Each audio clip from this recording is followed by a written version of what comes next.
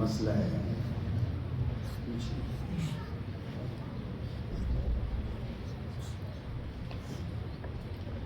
بعض ہماری ایسی جگہ ہیں کہ وہ لوگ وہاں پوچھنا چاہتے ہیں، وہاں بتانے والا کوئی نہیں. مغرب کی نماز بھی سنتے رہے فرض پڑھ کسی وجہ سے نہ پڑھیں تو عشاء کی اذان والے سنتے ہیں. صحیح، بہت مناسب سوال ہے. اقامت کا جواب دینا چاہیے کہ یہ کیسے کرنا چاہیے. مغرب کی سنتے رہ جائیں تو کیا کرنا چاہیے. اچھا سوال ہے، بہت اچھا. عصر کی نماز بندہ مغرب سے کتنی دیر پہلے پڑھ سکتا ہے؟ ماشاء اللہ، بہت اچھا سوال ہے کہ عصر کی نماز کس وقت تک انسان پڑھ سکتے ہیں. اگر عشاء کی قضا پڑھ لیا تو وتر بھی پڑھنی چاہیے. اچھا سوال ہے. عشاء کی نماز قضا ہو جائے تو اس کے ساتھ وتر بھی پڑھنے کے نہیں. بہت پیارا سوال ہے. کوشش کریں مزید کلوز ہو جائیں، تھوڑے سے زیادہ نہیں تاکہ خلا درمیان میں نہ رہے.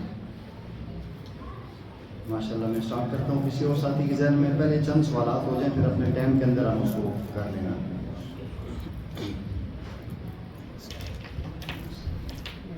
دو مسئلے ہیں. ایک تو سنجے کے لحاظ سے ابھی فجر ٹائم آنکھ کھلی ہے، ٹائم رہ گیا بالکل 4-5 منٹ. اگر سنجے کی طرف جاتے ہیں تو نماز قضا ہو جائے.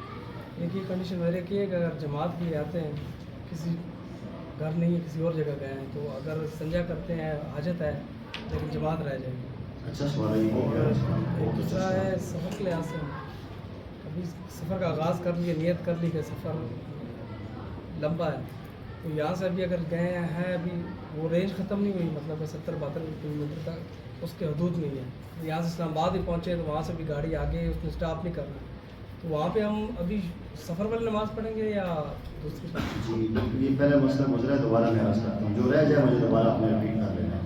بسم اللہ الرحمن الرحیم. نحمدہ ونصلی ونسلم علی رسول الکریم. اما بعد فاسألوا اہل الذکر ان کنتم لا تعلمون. اللہ تعالیٰ کا یہ ارشاد ہے کہ اہل علم سے سوال کرو اگر تمہیں نہیں آتا. تو اللہ تجھے خیر دے جن احباب نے سوالات کیے. سب سے پہلا سوال یہ ہے کہ جس طرح اذان ہو رہی ہوتی ہے تو ہم اذان کا جواب دیتے ہیں، تو کیا اقامت کا بھی جواب دینا ضروری ہے؟ جی، جواب اس کا یہ ہے کہ بالکل جی. جیسے اذان کا جواب دینا ضروری ہے، حالانکہ ہم میں سے اکثر مسلمان اذان کا جواب نہیں دیتے اور نہ دے کے گناہ کماتے ہیں، تو اذان کا جواب دینا چاہیے. فرمایا کہ جو بندہ اذان کا جواب نہیں دیتا تو ڈر ہے اس بات کا کہ آخری وقت اس کی زبان پہ کلمہ نصیب نہیں ہوتا. تو جو بندہ پابندی کے ساتھ اذان ہو جائے اور ادب کے ساتھ اس کا جواب دے. اگر کہیں بیٹھا ہوا ہے، اب کی گاڑی چلا رہا ہے یا کسی کام میں مشغول ہے، تو اس کے رکنے سے کام خراب ہو رہا ہے، کھانا بنا رہے کوئی ایسی چیز ہے، پھر تو زبان سے دے سکتا ہے، لیکن ہاتھ کارول دین یارول کر سکتے ہیں. نہیں تو کوئی عام چھوٹا موٹا کام ہے، ادب یہ ہے کہ رک جائے اور اذان کا جواب دے. دینی کام ہے تو پھر گنجائش بنتی ہے. تو اللہ تعالیٰ سے کبھی امید نہیں، یقین ہے کہ اللہ مرتبہ کلمہ نصیب کریں گے اذان کے احترام میں. تو ایسے ہی اقامت جب ہو رہی ہوتی ہے تو یہ اکثر اگر آپ غور کریں، میں ہر اقامت کا جواب دیتا ہوں تو جواب دینا چاہیے. اقامت کا جواب اللہ اکبر کا جواب اللہ اکبر کے ساتھ ہے. اشہد ان لا الہ الا اللہ کا جواب بھی اس کے ساتھ ہے. اشہد ان محمد رسول اللہ کا جواب بھی اس کے ساتھ ہے. بعض ساتھی مسئلے کرتے ہیں، میں نے کئی دفعہ کہا ہے اشہد ان محمد رسول اللہ، ہم کہتے ہیں صلی اللہ علیہ وسلم، یہ آدھا جواب ہے. پورا پڑھ لیں اشہد ان محمد رسول اللہ صلی اللہ علیہ وسلم. ہم اشہد ان کا جواب صلی اللہ علیہ وسلم دیتے ہیں یا نامکمل ہے. تو ایسے ہی اقامت میں جب جملہ بولا جاتا ہے قد قامت الصلاۃ، اس کا مطلب یہ ہوتا ہے تحقیق نماز کھڑی ہو گئی ہے. اب اس کا جواب یہ اقامہ اللہ و ادامہ، اللہ اس کو قائم رکھے اور اللہ اس کو دوام دے. تو یہ ہر ایک کو بولنا چاہیے تاکہ بیداری محسوس ہو کہ پیچھے صفوں میں لوگ کھڑے ہیں. تو ہر جملے کا جواب دینا چاہیے. ایسے اللہ اکبر کے ساتھ اللہ اللہ کے ساتھ، یہ جواب ہے. دوسرا یہ تھا کہ اگر ایک بندہ ایسا ہے کہ مغرب کی فرض پڑھے اور جلدی میں باہر نکلا، یہ تھا گھر میں نماز پڑھ لوں گا، کوئی ایسی ایمرجنسی پیش آ گئی کہ فجر کی موقعہ مغرب کی موقعہ سنتے وہ نہیں پڑھ سکا، ٹائم اتنا گزر گیا کہ عشاء کی اذان ہو گئی. اب کیا کرے؟ اب اس کے لیے صرف توبہ استغفار ہے. اللہ تعالیٰ سے معافی مانگے کہ اللہ کے نبی صلی اللہ علیہ وسلم کا مبارک عمل تھا، غلطی ہو گئی، استغفار کرتا ہوں، یہ ایسا نہیں ہونا چاہیے تھا. اللہ جی معاف فرمائے، تو توبہ استغفار ہے، سنت کی قضا نہیں ہوگی۔ تیسرا سوال ادھر سے آیا تھا کہ عصر کی نماز کس وقت تک پڑھ سکتے ہیں؟ آپ حضرات کی جتنے بہت ساری نا شریف کے اوپر پڑھی ہیں اور چکر لگا ہوا ہے سارا، یہ ساری پاک جگہ ہے، ساری سکون کے اوپر ہے۔ آپ حضرات جی، تو عصر کی نماز مسئلہ میں عرض کر دیتا ہوں، برابر آدھا ہی مسئلہ بیان کرتا ہوں، پورا نہیں سمجھاتا ہوں، آپ کو سمجھ نہیں ہوگی۔ عصر ثانی آپ نے دیکھا ہوگا اکثر جو پرانے نماز کے اوقات ہوتے تھے ان پہ لکھا ہوتا تھا عصر اول و عصر ثانی۔ سمجھ لیں مسئلہ جی، پورا ہی سمجھا دیتا ہوں۔ عصر اول کا مطلب یہ ہے کہ ہر چیز کا سایہ اصلی سے ایک مثل سایہ آگے بڑھ جائے، یعنی جب سورج سر پہ تھا آپ نے ایک گز کی کوئی لکڑی یا کوئی ایسا چیز آپ نے چھت کے اوپر لگا دی، اب اس وقت جو اس کا سایہ ہے وہ سایہ اصلی ہے۔ اب اس کے بعد جوں وہ سایہ آگے جائے گا، سورج تو آگے جاتے جاتے جاتے اس سایہ اصلی کے ساتھ، مثلاً 3 فٹ کی چیز تھی، اس کا 1 فٹ سایہ زمین پر تھا، جب وہ 3 فٹ کی چیز 4 فٹ پہ چلی جائے تو عصر اول کا وقت شروع ہو گیا ہے، زور کا وقت ختم ہو چکا ہے، اس کے بعد عصر کی نماز آپ ادا کر سکتے ہیں، اسٹارٹ یہاں سے ہو جائے گا۔ اور پھر اس کے بعد جب ہر چیز کا سایہ اصلی 2 مثل ہو جائے، جو سایہ تھا نا، بس 1 فٹ سایہ تھا، 3 فٹ کی چیز تھی، جب آپ دیکھیں وہ چیز 7 فٹ تک آگے چلا گیا سایہ اس کا، یہ اس کو کہتے ہیں مثلین، 2 مثل ہو گیا ہے، تو اس سے عصر ثانی کا وقت شروع ہو جاتا ہے۔ یہ دونوں وہ اوقات ہیں جس کے اندر نماز آپ آغاز کر سکتے ہیں، پڑھ سکتے ہیں۔ اور یہ نماز کس وقت تک جا سکتی ہے؟ جب تک سورج غروب نہیں ہوتا، اس سورج کے غروب ہونے سے کچھ لمحات پہلے تک، جب آسمان کے کناروں پہ سرخیاں آنا شروع ہو جائے، سورج ڈوبنا شروع ہو، اس سے پہلے یعنی غروب آفتاب سے پہلے آپ جو ہے کہ مغرب کی نماز پڑھ سکتے ہیں۔ بہتر یہ ہے کہ اس غروب آفتاب سے کافی وقت پہلے عصر اول میں پڑھ لیں یا عصر ثانی میں پڑھ لیں۔ اس میں یوں تطبیق کر سکتے ہیں، جب کوئی بندہ سفر میں جا رہا ہو تو عصر اول میں نماز پڑھ سکتا ہے، پر یہ ذہن میں رکھیں کہ عصر اول کے بعد ظہر کا ٹائم بہرحال نہیں ہوتا۔ اب ہمارے ہاں اگر آج کل عصر ہو رہی ہے 5:15 پہ، تو ایسا نہیں ہو سکتا کہ وہ بندہ کہے 5 بجے تک ظہر چلنی رہتی ہے، ایسا کوئی نہیں ہے۔ عصر اول ختم ہوگا، وہ ٹائم 4 کے قریب آگے پیچھے کوئی ٹائم بنتا ہے، اس تک ظہر پڑھ سکتے ہیں، وہ بھی قضا ہو جائے گی ظہر کی ابتدا۔ اس کے بعد جو ہے نا غروب آفتاب سے کچھ لمحات پہلے تک کہ سورج کا کلر نہ تبدیل ہوا ہو تو آپ عصر کی نماز پڑھ سکتے ہیں۔ کوئی بمرے مجبوری ہے، بازار میں پھنس گئے ہیں، رش ہے، نماز کا وقت نہیں ملا، عادت نہیں بنانی چاہیے۔ اس عادت بنائیں گے تو اللہ کے نبی صلی اللہ علیہ وسلم کی بڑی سخت وعید ہے، اور آپ صلی اللہ علیہ وسلم نے بڑی سخت اس کے بارے میں الفاظ فرمائے ہیں کہ جو بیٹھا رہے جان بوجھ کے نماز کا وقت قضا ہونے کے قریب آئے تو کعبے کی طرف چند ٹھوکے مارے اٹھ چلا جائے، تو اس کو کوشش کرنی چاہیے کہ اوقات میں پڑھے تو زیادہ مناسب ہے۔ ایک سوال ادھر سے آیا تھا کہ اگر ایک بندے کی عشاء کی نماز قضا ہو گئی ہے تو وہ قضا کرنا چاہ رہا ہے، فجر کی اذان ہو گئی ہے، رات کو نہیں پڑھ سکا، تو اس کو عشاء کے فرض بھی پڑھنے ہیں اور وتر بھی پڑھنے ہیں۔ وتر کی قضا اپنی آج کی نماز کل کی قضا ہو تب بھی پڑھیں گے، قضا عمری پڑھ رہے ہوں گے، پچھلی جو زندگی کی نماز قضا کریں گے اس میں بھی عشاء کے فرضوں کے ساتھ آپ نے وتر پڑھنے ہیں۔ اور اگر آپ سفر میں ہیں، سفر میں اگر آپ کی نماز قضا ہو گئی ہے تب بھی آپ نے 2 فرض عشاء کے پڑھنے ہیں اور 3 وتر لازمی پڑھنے ہیں۔ وتر کو کسی حال میں بھی آپ عشاء سے جدا نہیں کر سکتے۔ ایک سوال ادھر سے آیا تھا، ایک تو سفر کے حوالے سے کہ ایک انسان سفر میں چل پڑا ہے، یہاں سے اسلام آباد تو شہری سفر نہیں بنتا، لیکن یہاں سے کوئی بندہ مثلا ادھر دیکھیں آگے چکوال کی طرف جاتا ہے یا اس طرف آگے مجھے نہیں پتا کتنے کلومیٹر بنتا ہے، یا پشاور کی طرف سفر میں جا رہا ہے یا ہزارے کی طرف جا رہا ہے، ابھی وہ ترنول کے پاس پہنچا ہے، ابھی وہاں پہنچا نہیں ہے، نماز کا وقت ہو چکا ہے، وہاں گاڑی رکی ہے تو نماز کا وقت ہے تو وہاں قصر کی نماز پڑھے گا، پوری نماز نہیں پڑھے گا۔ اگرچہ یہاں سے حضور کے ٹائم نکلے، گاڑی کرتے کرتے جب ترنول پھاٹک کے قریب یا کہیں گاڑی رکی ہے، کسی ہوٹل پہ رکی ہے، یا ابھی اس نے وہاں سے وہ کام کرنا ہے تو عصر کی نماز کا وقت ہے، تو وہاں یہ 2 فرض پڑے گا، کیونکہ یہ سفر کے اندر پہنچ چکا ہے۔ سفر کے اختتام تک جانا شرط نہیں ہے، سفر کے دوران جتنی بھی نمازیں آئیں گی منزل مقصود سے پہلے وہ قصر ہی ادا ہوگی۔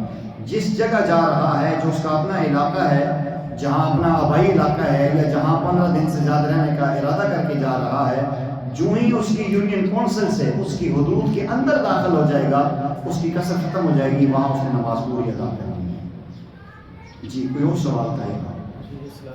فجر کا تھا کہ اگر ہاں فجر کی بات یہ ہے کہ عام طور پہ ہمارا ایک کنسیپٹ بن چکا ہے کہ ہم یہ سمجھتے ہیں کہ استنجے کے بغیر وضو نہیں ہوتا. یہ میں نے پہلے بھی رمضان میں عرض کیا تھا کہ وضو کی شرائط میں استنجا نہیں ہے. ایک بندے نے اگر اس کو پیشاب کا تقاضا ہے، اس نے قضاء حاجت کرنی ہے، پھر تو اس کو استنجا کرنا چاہیے.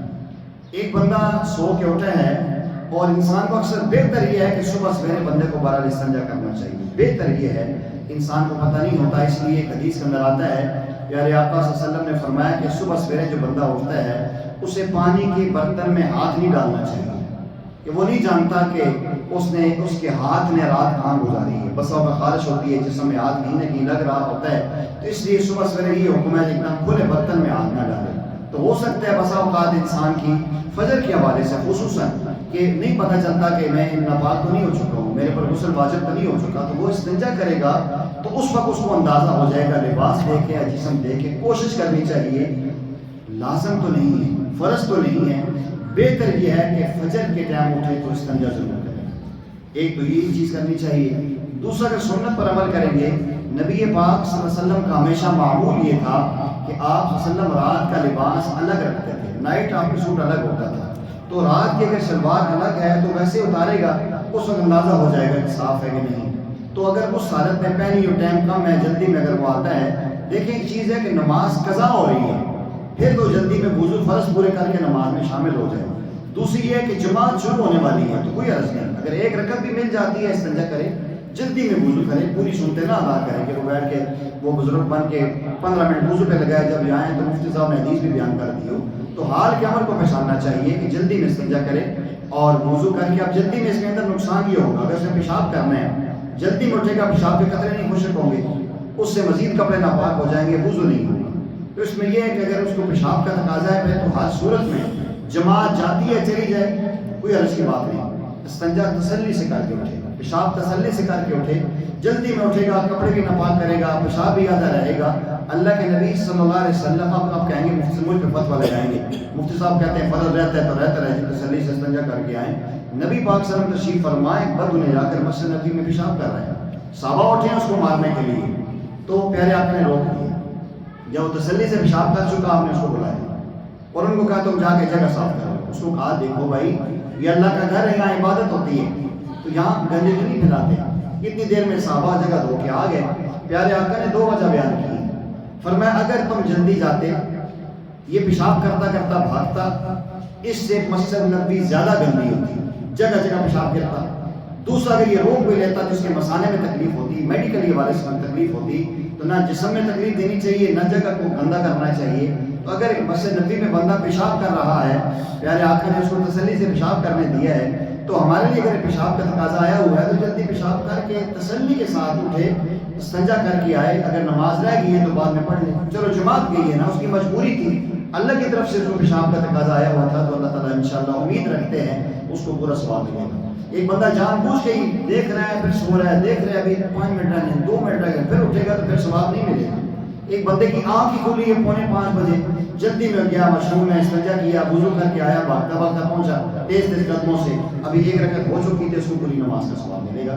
تو بہرحال باقی دن کے اوقات میں اگر پیشاب کیا ہے تو پھر استنجا لازمی کرنا چاہیے، نہیں کیا تو پھر استنجے پر زیادہ وقت ضائع نہیں کرنا چاہیے، وضو کر کے آ جائے اور نماز میں شامل ہو جائے. استنجا ہر وضو کی شرط نہیں ہوا کرتا. اب صلاۃ برا جی، میں نے یہ پہلے بھی کئی دفعہ عرض کیا ہے کہ ہمارا اسلام بڑا مظلوم ہے. ہر بندہ جس کو 2 اردو کی کتابیں پڑھنی آتی ہیں وہ اس وقت علامہ اور فہامہ بن جاتا ہے. باقی لقب تو میں نہیں دیتا ہوں، علامہ اور فہامہ اس کو لوگ کہتے ہیں، علامہ صاحب آگے ہیں. عورت کی جماعت نہیں ہے. جب ایک عورت فرض نماز کی جماعت نہیں کروا سکتی تو نفل کی جماعت وہ کیسے کروا سکتی؟ اللہ کے نبی صلی اللہ علیہ وسلم نے خود فرمایا ہے عورت ناقصات العقل ہے، اس کی عقل میں کمزوری ہے. شریعت کی نظر میں عورت جج نہیں بن سکتی، عورت کمانڈر نہیں بن سکتی، عورت جماعت کی قیادت نہیں کر سکتی، عورت مصلی رسول پہ کھڑی نہیں ہو سکتی. یہ ضرور ہے کہ عورت اپنے پیٹ سے پیغمبر پیدا کر سکتی ہے، پیغمبر کی ماں ضرور بن سکتی ہے، عورت پیغمبر نہیں بن سکتی. عورت کا احترام ضرور ہے، ماں کا احترام ضرور ہے، لیکن عورت کو ایک حد تک رہنا چاہیے. عورت کی امامت صحیح نہیں ہے، نہ نفل میں صحیح ہے نہ فرض میں صحیح ہے. یہ کلیئر کٹ بات ہے. فلاں مولوی یہ آکے فلاں مولوی آکے پھر اسی ناجل میں لگ جاؤ، سمجھے کیوں آئے ہوئے ہیں. جس نے 2 منٹ لگا لگ لے پھر نہ جا کے کچھ بتلا دے پیچھے پھرتے رہو. شریعت کا حکم یہ ہے کہ نبی پاک صلی اللہ علیہ وسلم کے زمانے میں اگر امامت ہوتی تو اماں عائشہ سے بڑھ کے کوئی نہیں تھی.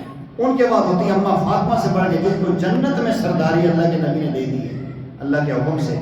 جنت کی لیڈر عورتوں کی ہماری ماں فاطمہ ہے. ان کو جنت میں سرداری اللہ کے پیغمبر نے دی اور دنیا میں امامت نہیں کروا سکتی تھی. جن کا بیٹا امام حسین جیسا ہو، جن کا بیٹا امام حسن جیسا ہو، جن کا شوہر علی المرتضیٰ سے شیر خدا ہو، جن کا والد پیغمبروں کا امام ہو، اس سے بڑھ کے کون کائنات میں مقدس ہستی ہے کہ جو امامت پہ آئے. اگر انہوں نے نہیں کروائی اور زندگی میں کہیں بھی نہیں کی تو کسی اور اہل وغیرہ نے تو خیر کو کوئی حق نہیں پہنچتا کہ وہ امامت کے منصب پہ کھڑی ہو گئی. ایک کوئی عورت جماعت نہیں کروا سکتی. یہ تو کلیئر ہو گیا. دوسری بات یہ صلاۃ و تسبیح کی مرد بھی جماعت نہیں کروا سکتا. صلاۃ و تسبیح نفل ہے اور نفل انسان کی انفرادی عبادت ہوتی ہے.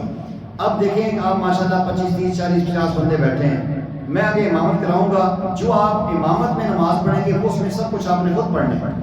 آپ نے رکوع میں تسبیحات پڑھنی ہے، قیام میں پڑھنی ہے، قعدے میں پڑھنی ہے، سجدے میں پڑھنی ہے. تو ساتھ میں بھی پڑھوں گا آپ بھی پڑھیں گے. مثال دیتا ہوں 2 چیز، یا تو میں پڑھوں گا ساتھ آپ پڑھیں گے، پھر مجھے آگے کھڑے کرنے کا مقصد کیا ہے. تو اس لیے یہ انفرادی ہی عبادت ہوتی ہے، اجتماعی عبادت صلاۃ تسبیح کی ہے ہی نہیں.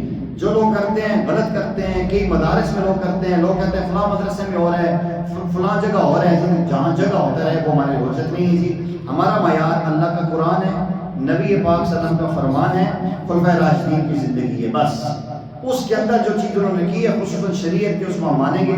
جو نہیں کرتے کرتے رہیں، وہ جانے ان کا معاملہ، وہ خدا کا جواب دیں گے. ہم اس سے جواب دے نہیں ہیں. تو صلاۃ تسبیح انفرادی عبادت ہے اور انفرادی ہی ہونی چاہیے اور انفرادی ہی کرنی چاہیے. ہاں ایک صورت یہ بنتی ہے اگر دیہات میں یا شہر میں ایسی خواتین ہیں کہ جو ان پڑھ ہیں، جو بھول جاتی ہیں، بوڑھی ہیں، انہیں سبق بھی یاد نہیں رہتا.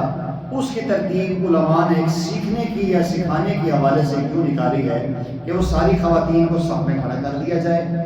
وہ ہر عورت جو اس کو سمجھا بھی دیا جائے پہلے کہ یوں یوں یوں یوں پڑھنے، اور ایک خاتون ان سے ایکسٹرا سائڈ پہ بیٹھ جائے، وہ نماز نہ پڑھائے، وہ آہستہ آہستہ پڑھتی رہے، اللہ اکبر سبحان اللہ والحمدللہ ولا الہ، وہ اپنا اپنا پڑھے. تو یہ اس کو سن کے اپنا سبق دہراتی رہے اور رکوع سجدہ کرتی رہے تو اس کی گنجائش بن سکتی ہے. لیکن وہ امامت نہیں ہوگی، یہ انفرادی عبادت ہوگی. ہاں دعا اجتماعی کر سکتے ہیں. امامت بہرحال صلاۃ تسبیح کی بھی نہیں ہے، نفل کی بھی نہیں ہے. ہاں کسی نوجوان نے نفل میں سپارے سنانے ہیں تو 2 بندے ہو سکتے ہیں.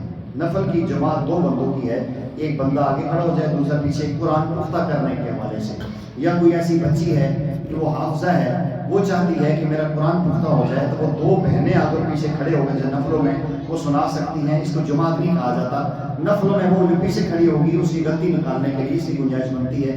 یہ جماعت نہیں ہے. صرف اس کا مقصد قرآن جیسی عظیم کتاب کو محفوظ کرنا ہے، اس کی گنجائش بن سکتی ہے.